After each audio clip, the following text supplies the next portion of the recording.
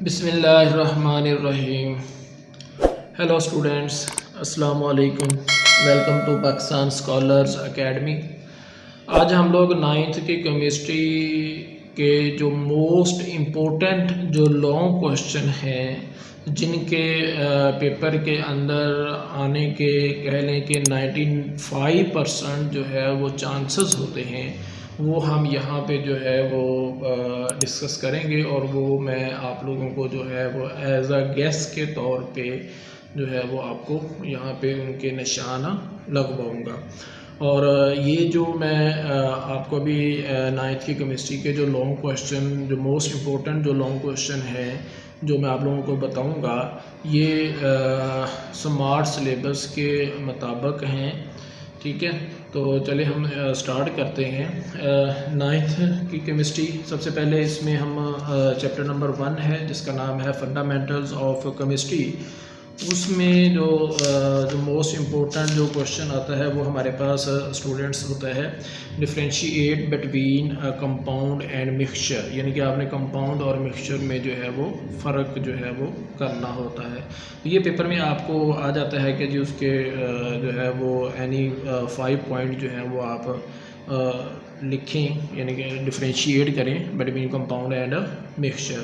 तो एक लॉन्ग इसमें ये जो है वो मोस्ट इम्पोर्टेंट होता है। उसके बाद आगे इसी चैप्टर में जो हमारा दूसरा लॉन्ग है वो हमारे पास होता है जी टाइप्स ऑफ मॉलिक्यूल। ये जो है इस चैप्टर में ये दो लॉन्ग जो हैं वो इस चैप्टर में मोस्ट इम्पोर्टेंट हैं स्मार्ट सिलेबस के लिहाज से। उसके बाद आगे हम चैप्टर नंबर 2 जो है उसमें चलते हैं। चैप्टर नंबर 2 में जो फर्स्ट लॉन्ग है जो कि मोस्ट इम्पोर्टेंट है वो हमारे पास होता है स्टूडेंट्स रदरफोर्ड एटॉमिक मॉडल। ये हमारे लिए जो है वो लॉन्ग क्वेश्चन पेपर के पॉइंट ऑफ व्यू से काफ़ी ज़्यादा इम्पोर्टेंट है।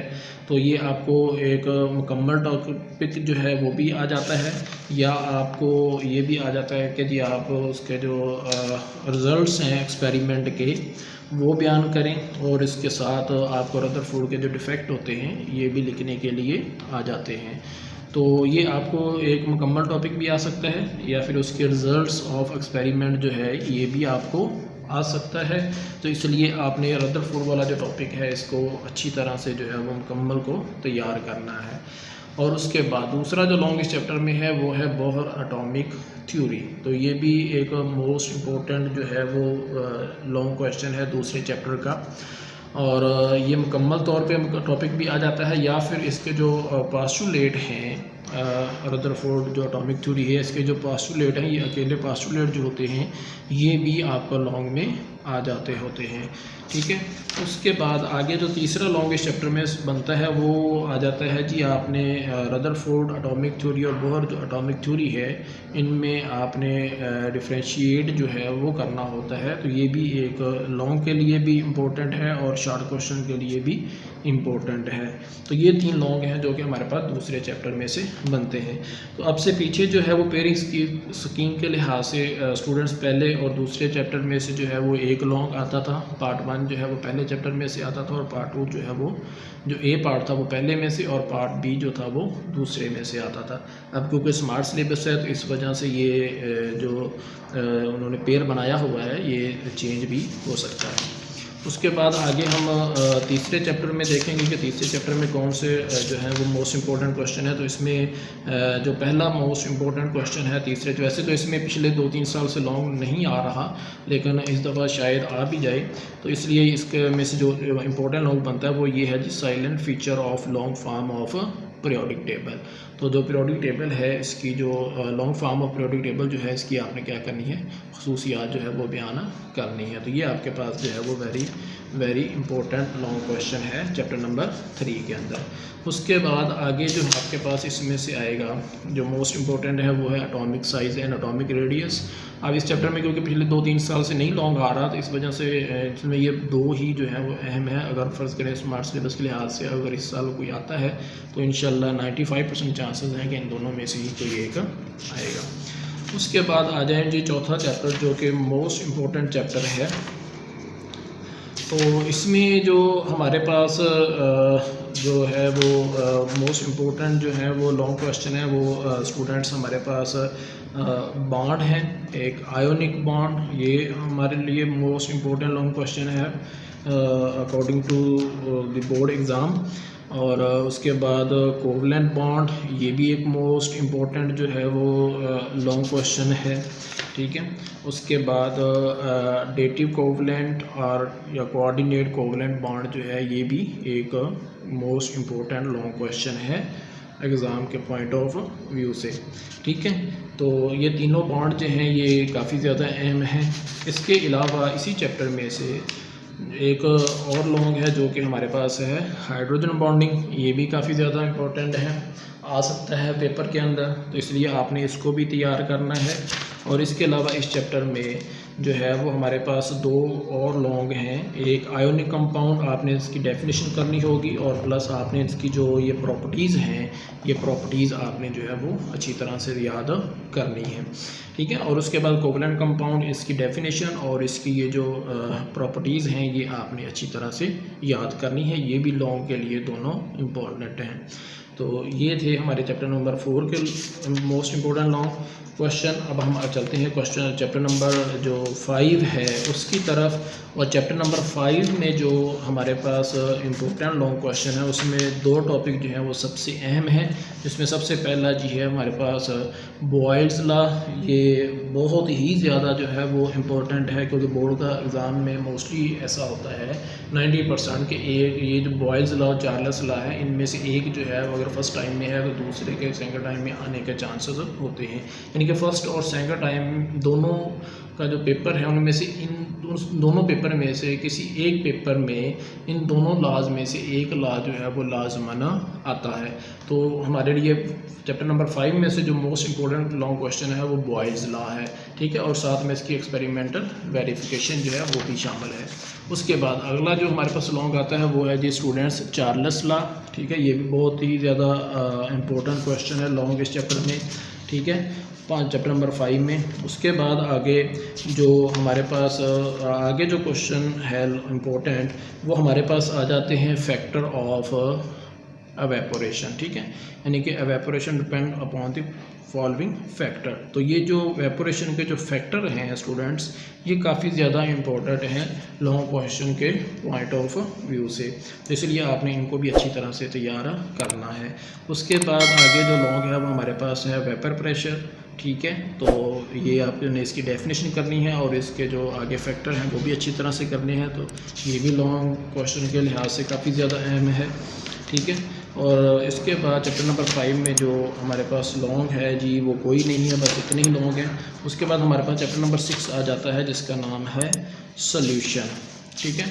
तो सॉल्यूशन जो चैप्टर है इसमें वैसे तो क्योंकि आपका स्मार्ट सिलेबस है तो स्मार्ट सिलेबस के लिहाज से इसमें जो इम्पोर्टेंट जो लॉन्ग क्वेश्चन है वो है हमारे पास परसेंटेज, ठीक है, और बाकी जो है वो इसके पास ये जो आपके पास डिफरेंट वेज़ हैं परसेंटेज के, ये आपके पास जो है वो इसकी आ जाती हैं लिखने के लिए लॉन्ग में।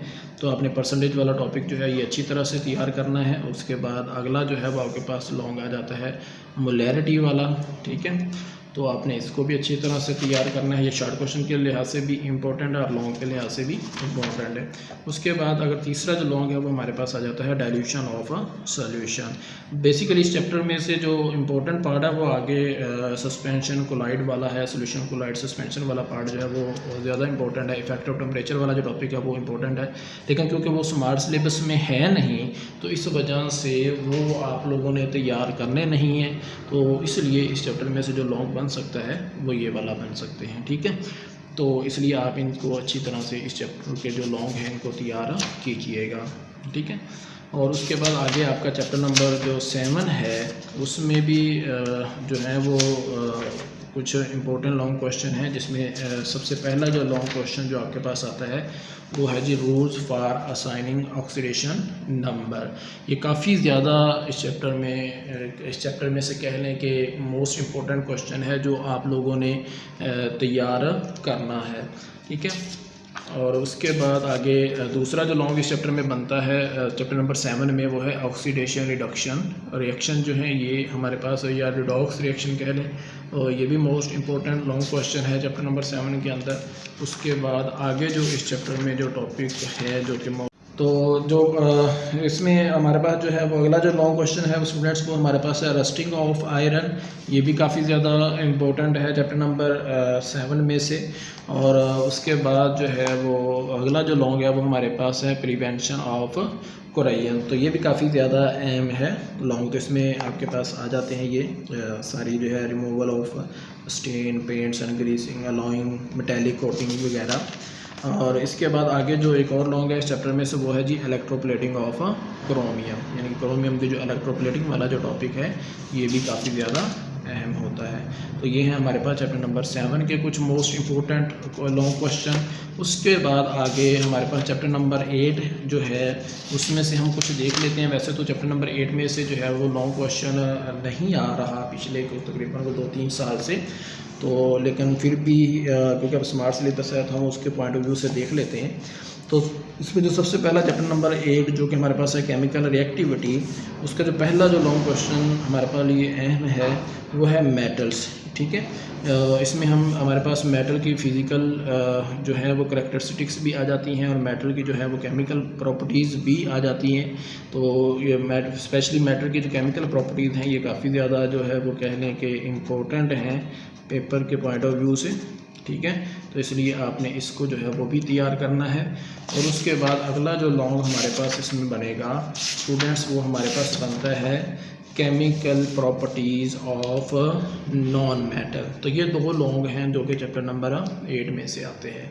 तो जो पिछले 2-3 साल से जो पेपर आ रहा है स्टूडेंट्स, वो इस तरह से आ रहा है कि आपका एक लॉन्ग जो है वो पहले 2 चैप्टर में से आता है। लॉन्ग क्वेश्चन नंबर जो आपका होता है, ठीक है, पहला लॉन्ग जो होता है उसमें ए पार्ट जो है वो पहले चैप्टर में से और बी पार्ट जो है वो दूसरे में से, और तीसरे में से नहीं आ रहा था। ठीक है, लेकिन उसके बाद आगे दूसरा लॉन्ग आ रहा था वो आपके पास चैप्टर नंबर 4 और 5 में से आ रहा था। ठीक है, ए पार्ट जो था वो चैप्टर नंबर 4 में से आता है और बी पार्ट जो है वो चैप्टर नंबर 5 में से आता है। और उसके बाद आगे तीसरा लॉन्ग क्वेश्चन आता है वो हमारे पास चैप्टर नंबर 6 और 7 में से आता है। ए पार्ट जो है वो 6 में से और बी पार्ट जो है वो 7 में से आता है।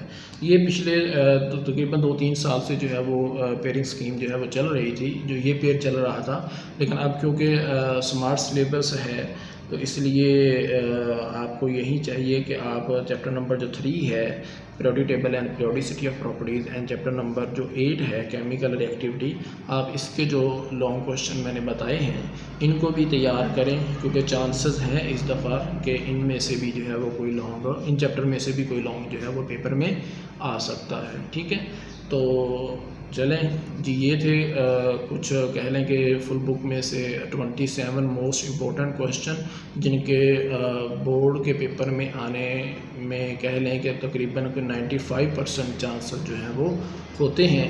तो इसलिए आपने इन लॉन्ग क्वेश्चन को अच्छी तरह से तैयार करना है। ठीक है जी, तो नेक्स्ट वीडियो तक के लिए अल्लाह हाफिज़। पाकिस्तान जिंदाबाद।